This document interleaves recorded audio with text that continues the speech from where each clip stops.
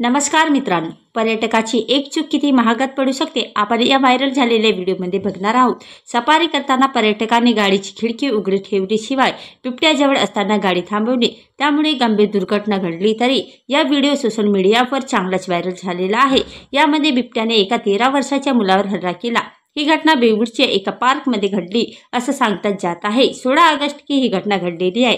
यावेळी पर्यटकांनी सफारी करताना खिडकी उघडी ठेवली होती।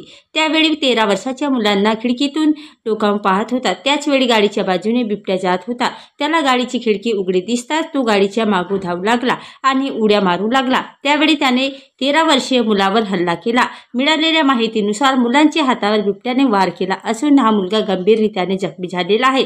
सध्या या घटनेचा व्हिडिओ सोशल मीडियावर पाहायला मिळते। कर्नाटक राज्य पर्यटक विभागाचे एक वाहन सफारीसाठी जाणून घेतलेला दिसून येत आहे। हा व्हिडिओ व्हायरल झालेला दिसून येत आहे। इंडियन बँक च्युअर या अकाउंटवर पोस्ट दिसून आलेला असून हा लाखो लोक व्हिडिओ पाहताच असून मुलांना रुग्णालयात दाखल केल्याचे असून त्याच्यावर उपचार करण्यात आलेला असून त्यांची प्रकृती बरी असून पर्यटकांनी म्हटले की निष्काळजीपणा केले असून जंगल पर्यटक परिषदेने असे म्हटले की बिबट्या बागाला खिडकी उघडून ठेवते त्यांचे म्हणणे असे त्याला चेतावणी दिल्यासारखे झाले असून असे पर्यटकांनी म्हटले आहे। तसेच अनेक लोकांनी उद्यानाच्या संरक्षणाचे पर्यवेक्षणाला प्रश्नचिन्ह निर्माण केले आहे।